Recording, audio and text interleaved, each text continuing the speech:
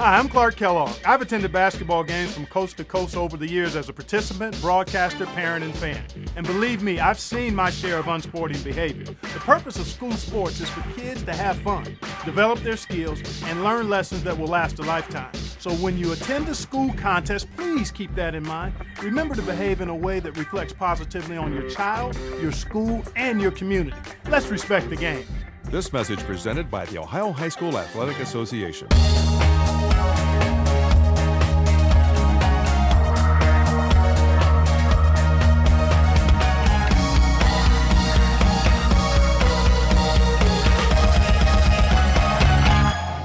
Welcome to this edition of Lancaster Perspective. I'm Mike Miller. Thanks for tuning in today. Our special guest is a 2008 graduate of Lancaster High School and a 2012 graduate of the University of North Carolina, professional golfer, Allie White. Hey. How you doing, kid? Thanks for having me on the show. Glad you're here. Glad you're here. A good place to be. You're back in the coldness. I mean, Except it's not that cold out there. It's about 50 degrees today. That's not bad. Yeah, I should be golfing, right? 75, 80, 85? Yeah, right? Those Florida kids, it's probably about 90 today. It is great having you here. I know that, after a great career at Lancaster, you went on to OSU for a little bit and then to North Carolina. And just talk a little bit about maybe how you got started playing golf. Well, I followed my dad out there. That was pretty much me. When he was a young guy, he thought golf was pretty much for old guys. So when he did get a little older, he was learning how to play. And it was, either we leave Allie with the babysitter or take her out there. And my mom thought it would be a great idea to play too because she doesn't really sit anything out, which is awesome. And so we all would go out there and do it. And I was really serious about it from the time I was a little kid. I just thought, when did you start? How old were you when you started? Like 6. Okay. 5 or 6, yeah. Okay. Yeah. Do you still have your first clubs that you played with? Maybe the putter. Yeah, I definitely have the putter, but everything else is in some other kid's hands somewhere. Right. Yeah. Now, you talked about the putter, and everybody, they all change putters, and some golfers have like 25 of them. But do you use the same putter all the time? Yeah, my putter and I are like, since 8th grade, I've had the same putter, which is like going on 15 years, I guess. And it's kind of my longest relationship, so it's I've tried other putters. This year, I brought another putter in and hit with it for 2 weeks, and then went back. Yeah. You're on the tour right now, and talk a little bit about the tour that you're playing on right now, because it's out of Seattle, Washington, right? Yeah, so it's right here, Symetra Tour. You can find us at symetratour.com. We're up there all year. It's Symetra is an insurance company in Seattle, but we play most of our tournaments. We start in Arizona and California, and then we do a few in Florida, move through the Carolinas, go Midwest, kind of move over to the Northeast, Boston. We've done New Hampshire in the past, and then we kind of work our way back down to Florida. This year was our highest, I think in 27 years, it was our most tournaments. We had 23. Wow. Yeah. That's now, as you're golfing too, but do you do your own travel arrangements and all that, or do you have somebody that does it for you? Yeah, I think most folks on our tour pretty much do all that stuff themselves. And I actually love planning and doing that sort of thing, and it's helped me for other trips in my life, Right. I'm a big Southwest person, but usually I have a Prius, so usually I just drive everywhere. It's just easy. Now, let's go back. Let's talk a little bit about when you were first starting out, playing at Lancaster High School. You played for Tom Stedman there, and then you've been able to enjoy junior golf, high school, college, and pros. Similarities between the three, or? Well, yeah, like you said, I played for Coach Stedman, and he was really fantastic. The college and high school are similar in that it's a team feeling, and in high school you're pretty much just having fun with your team. I don't think we never made it to states. We might have made it to districts as a team one year, but we were actually really close to making it to states one year. But it was always more of we're having fun and we're out here learning the game together, which was fantastic. And then in college, it gets a little more competitive between you and your teammates, but the college bonds are also really deep. I'm really close to all my college teammates still. And then the transition to being a professional is you're definitely more out there on your own. You know, it's not a team event. Although one of my teammates from Carolina does travel with me to all the events. So in that way, we're kind of like two people out there, you know? Do you think a lot about golf when you're playing? Do you think a lot about the mental side? I mean, are you out there thinking, okay, it's 175, do I do this? You know, the wind's blowing right to left. What goes through your mind when you approach each shot, I guess? Yeah, and I mean, everybody's different. I have friends out there that are just so regimental and strict about their routine, and they think golf a lot. Mm-hmm. And that's never worked for me. I always take the month of December off and January off. And if I didn't, it would I would either burn out and not play anymore at all, right, or do what I do. So I would rather enjoy and love what I do than, you know, if I were to just think. For me, I always like to kind of daydream while I golf.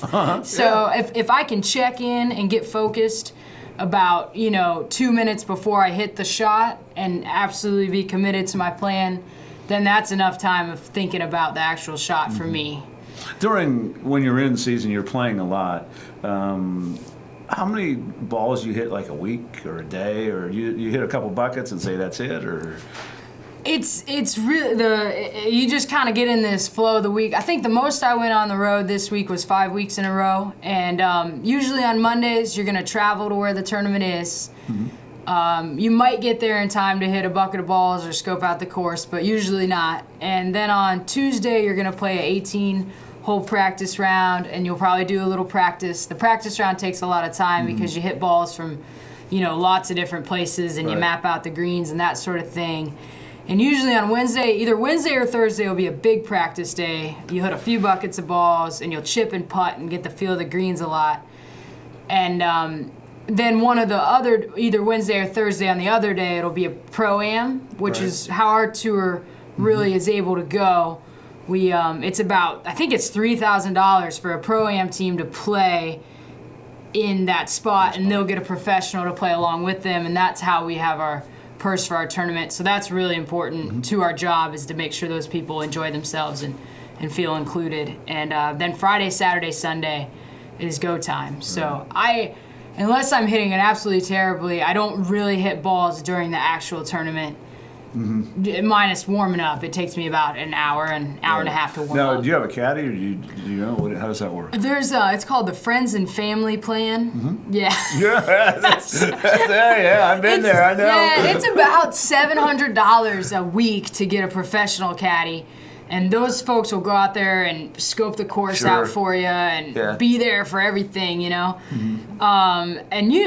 we're allowed not to have caddies. So if I'm ever in a tight spot, I probably caddied for myself maybe 5 times this year. Okay, all right. But I've had Mom out there, I've had my sister, I've had, a couple friends out there, a couple football buddies, Dad's on the bag. So when your family's on the and your dad is, you're thinking, no, it's a 9-iron. Your dad says, no, it's a 7-iron. Who wins? I mean, how's that work? Yeah, I always just do whatever I'm gonna do. Yeah, even though I had one professional caddy on the bag this year, and there was a particular shot, and he said, I was like, give me the 7-iron. He said, I think it's a 6. And I was like, give me the 7-iron.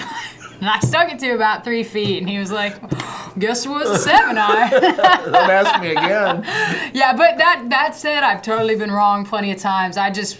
It's just, I'd rather be committed and wrong than thinking somebody else, Yeah. Now, do you use the same clubs every year? Do you change every year? I like 2 years ago, I tried to change the Titleist because they actually give mini tour players a better break. Ping is kind of, I hit Ping now, and I've always hit Ping. I tried to change the Titleist, and it just didn't work out. Why Ping? What was the? People that hit Ping apparently really stick with it. It's a little different look if you've ever hit a Ping versus like a blade. It's a little blockier, and people that don't hit Ping are like, this club is ugly, But I've always hit ping, and I don't know, it was just the first set that I got, and then I was stuck with it. Yeah, I when you say block, that's my game. I block it to the right, block it to the left. Well, maybe you need to switch to ping and get the block on your side, I don't you know? know. We'll see. Now, is there a particular golf ball you use, or is there a difference? I mean, can you tell the difference in different balls? Yeah, well, I probably haven't hit enough balls to be able to tell the difference. I saved up a ton in college. Our school was Titleist, so we would get a lot of boxes. So I just had boxes stored away in my room because I was super frugal. You know? That's all right. And I got a few sponsored Titleist balls, so that's what I have stored up. So that's what I use. Does it? But it's definitely it's a great golf ball. I would say, most players. I mean, it's the highest percentage of tour players use Titleist for sure. Courses that you love to play and courses that you like, oh, I got to go play that again. I mean, From this year, there was one course that sticks out in my mind as just the most memorable place I've ever played golf before. And our cuts, if the weather is not bad, are usually anywhere from 2 to 5 over. Okay. And they're not going to be. We had one cut that was even par this year, and then the course that I'm thinking of that was fantastic, the cut was plus 11, and it was perfect weather. It was in El Dorado, is how it's pronounced, Arkansas, and just gorgeous. 4 years old. The greens were the hardest greens I've ever putted on in my life. You could putt it off the green. I think I had 4 or 5 double bogeys and finished the tournament at maybe 5 over and tied for 9th. The winner, there was one girl under par at it. We play there's 144 players in every one of our tournaments. And usually everybody that's in the top 10 is, 5 under or something like that. But this tournament there was only one gal, and it was just every shot I had to think on every shot, and it was the coolest place. Really? Yeah. Any courses that you just like, oh, I got to go back here and play. I shot at 95 or last time. Anywhere I really don't do you think about that when you're going to courses, or is it just, I'm just going to play? If it's really windy, I hit a pretty spinny ball, so that gets pretty challenging. And the course we play in Kansas, it's just, you can get 30-mile-per-hour winds out there, and that can get pretty frustrating. There's and then also there's a course in Charlotte, and I've always done pretty well there, but it's just right in the community, and it's just, there's just out of bounds everywhere. And, even though I've done just fine, it still is just a stressful experience. So those two are kind of stressful, but it's good character building. So if you weren't playing, I know you're at OU right now working on, you talked a little bit about that. Yeah. But if you weren't playing golf, what would you be doing? What would you? Well, probably doing this, moving towards this OU thing, which I got a great opportunity here. I went and talked to Coach Patricia Ovington, Coach Kelly, is what she goes by, and they're going to let me do a little volunteer assistant coaching this spring, so I'll be traveling to them with all the tournaments. And then hopefully, if it all works out, next fall I'll be able to be a graduate assistant there and coach and go to their journalism school. And English was always my favorite class. That was my major in college, and my dad was an editor, and I always really looked up to him doing that. And I just, thought it'd be a really cool job. But I know you were intrigued by all the machines here. Yeah. You're gonna hang around and do a couple classes with these guys. I love the setup here at Fairfield Christian Academy. It's great. Yeah, I gotta learn. I'm great with the English and the reading and the creative writing, but my technology skills, like a classic English major, are a bit lacking. So gotta step it up. That's all right. That's all right. When you first decided to go on tour, did they contact you? Did you contact them? How did you hook up with the Symetra tour? Yeah, it's so the men's PGA tour used to be like this, in that you could go to qualifying school at the end of the year. And they still have qualifying school, and their qualifying school goes only to the web.com. And then their web.com, which is the tour under the PGA, feeds into the PGA, and that's how you can get on the PGA, minus like a sponsor's exemption or some sort of Monday qualifier. And our tour you go through qualifying school, which there's about 300 girls in August at stage 1, and they cut it to 100. And then stage 2, there's about 250 girls, because they add in people. And they cut that to about 100. And then they go to stage 3, which they're actually playing this week. And the top 15 people from stage 3 will go on to the LPGA. But anybody who makes it to stage 3 at all has full status on the Symetra Tour. So our tour is the equivalent to the mensweb.com. We just have it set up slightly differently. Well, that's neat. That's fantastic. Yeah. Now, are you required to play in so many tournaments a year?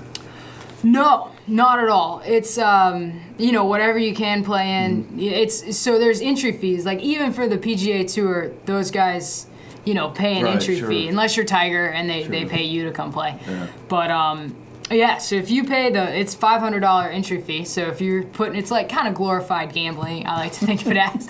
But if you put it up, you're playing. So I could pick you like as a fantasy golfer for the week. I mean, could we just Okay. But so at the end of the year, our top 10 tour players move on to the LPGA, and then.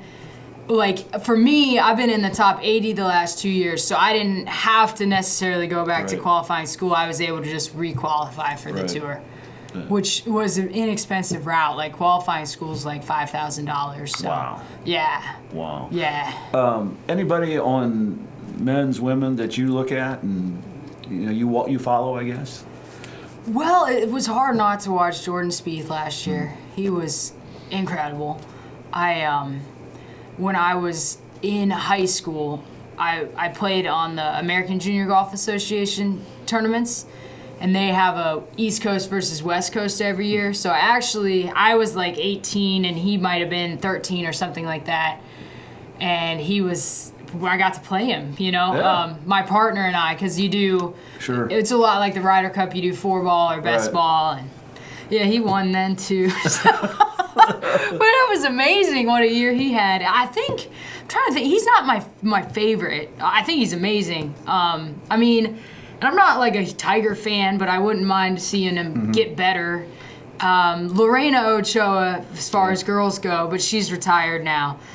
And I met some of my friends that were able to graduate to the LPGA this year. I'll be definitely rooting for them next year, big time. That's fantastic. Yeah. Now, do you go watch golf just to watch it? Like, do you go up to Muirfield, or when you have time, or do you just go to watch it? Or? Yeah, I don't remember the last time I went and watched. Like, I'll watch if I don't make the cut. I'll go watch us play on Sunday and support our leaders, but. It was, I was on the road, 18 weeks out of the year this year, so that didn't leave too much time. I think I calculated it being something to 140, 50 days, and that includes some other random trips that I took. Sure, absolutely. It was a lot. It was a lot out there. Is there any place you'd like to go to play golf that you haven't been able to yet? I mean, overseas, or is there any place that, boy, I just love to go play, I want to go play this course? I would love just anything in Scotland and Ireland and England, all that. I had a chance to visit. I have a friend, she is from Glasgow in Scotland. Yeah. I had a chance to go visit her and hang out, and we played, her dad and I played Crail, which is a course right along the North Sea there. And it was gorgeous, but because we drove right past the old course, and that was just tantalizing to be that close. I would love to play either Carnoustie or anything like that. Wow, that's neat. But I'll wait until I have some friends that it will probably be like a retired trip someday when I'm 60, hopefully. Have you ever thought about just coaching golf? I mean, there's a full-time job down the road. Yeah, absolutely. That's kind of why I'm really thankful for this opportunity at Ohio University, because the journalism is a 2-year program, and I'll be able to get 2 years of assistant coaching experience in. And usually, if you're getting a head coaching job, right, they want some assistant coaching stuff. So I figure, if I get the 2 years, I'll either be able to. I'll know one of them. Either you're gonna like it a lot or not. But I've always, the people in my life that I've looked up to the most that weren't family, were always like my coaches. Like Coach Ishida is huge. He, just fantastic. Just how much they care about a young person getting better. I always thought was amazing. What's Allie White do in her spare time when she's not golfing? Well, the last 2 winters I've done a little waitressing, a little substitute teaching. This winter I attempted to go to UPS and find a job, and I did not last very long. I've never had that happen to me. You didn't last very long? Yeah, straight up Because truth. you couldn't find the directions? Or No, it was so when I went in there, they said, we're gonna start, it's gonna be, when I went in there, I was shooting to be a driver helper, which is during the day. Yeah. And it ended up, they wanted me to come from 4 to 9 in the morning. I was like, okay, 4 a.m., I got that. And then it was 3 to 9, and then it was 2 to 9, and then they were like, oh, this one's gonna be 12:30 to 9, and I was just like, those boxes were just flying at you. You've never seen anywhere like that. So I totally felt like a wimp because there were some dudes up there and some chicks up there that were just amazing. They were just beasts, and I just was not. I can't throw boxes anymore. Yeah, I didn't have it. Well, hey, well, you found out early, right? Yeah, but You found usually out in the early. winter I'm able to find some sort of part-time job, but this winter I guess I should just work out. Yeah. Do you get involved in the, I want to say, like the PGA commissioner? Do they have a commissioner for your tour, or is it like a board, or the politics of it? I guess might be the Yeah, it is. It actually is pretty interesting. We have a player group association that talks to our guy's name is Mike Nichols. He is in charge, and he's really done a fantastic job of getting more sponsors on board and growing the tour and making bigger purses, which players love that.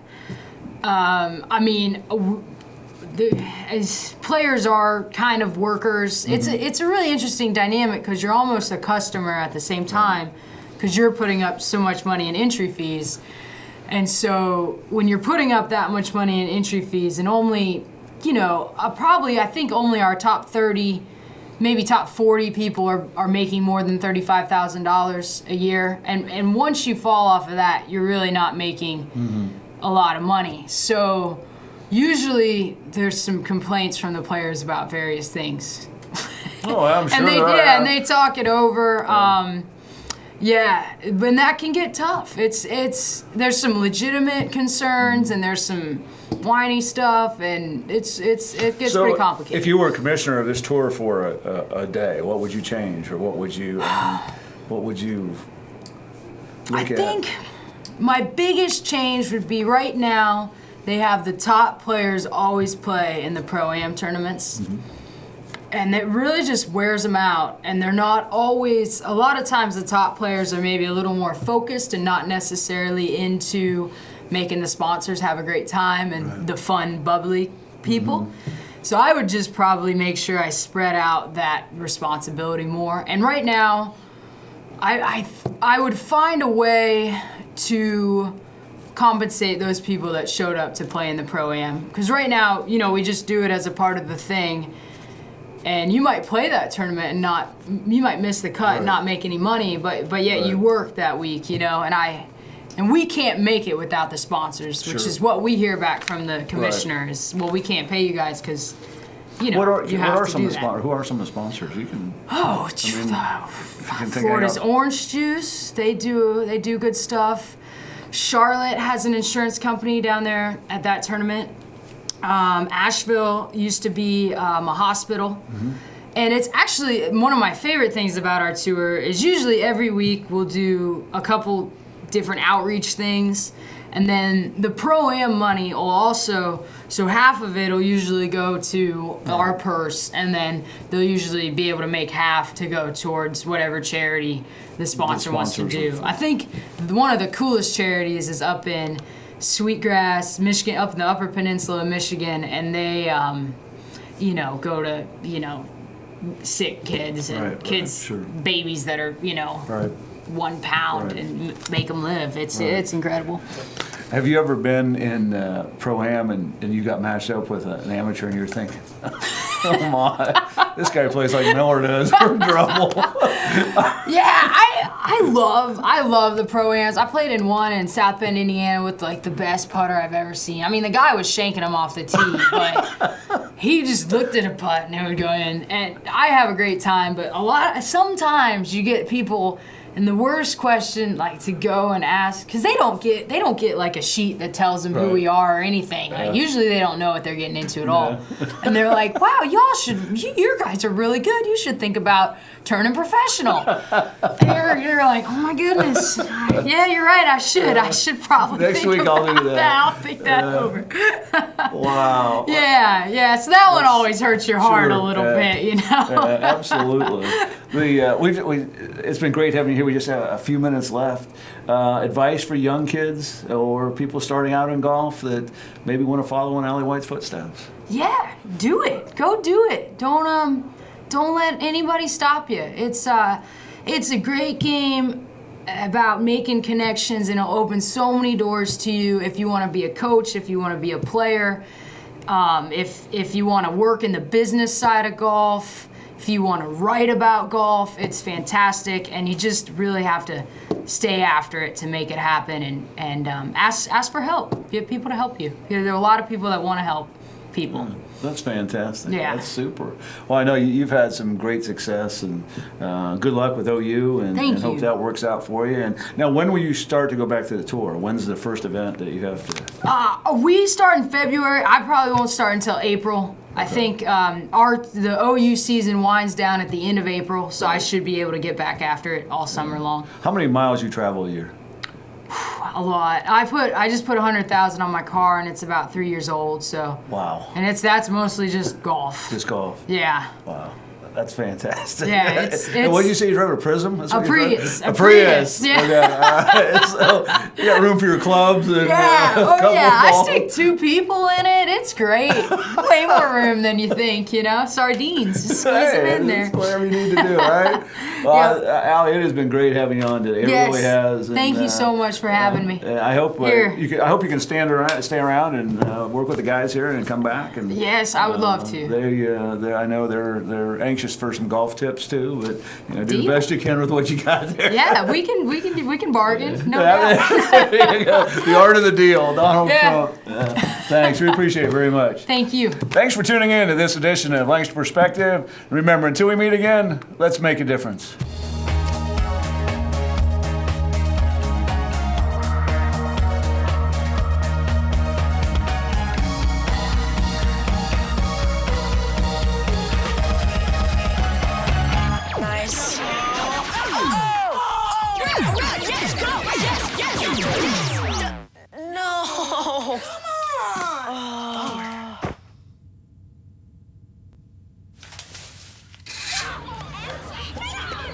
Oops. Yeah, sure. Let's go. Moms everywhere are finding ways to keep kids active and healthy. Works every time. Get ideas, get involved, get going at letsmove.gov.